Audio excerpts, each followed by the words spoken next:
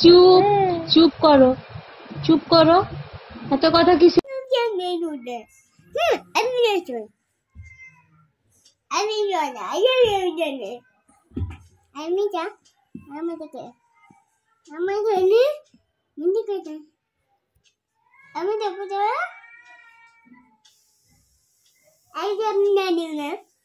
আমি সামনেকে হাইনে চলেন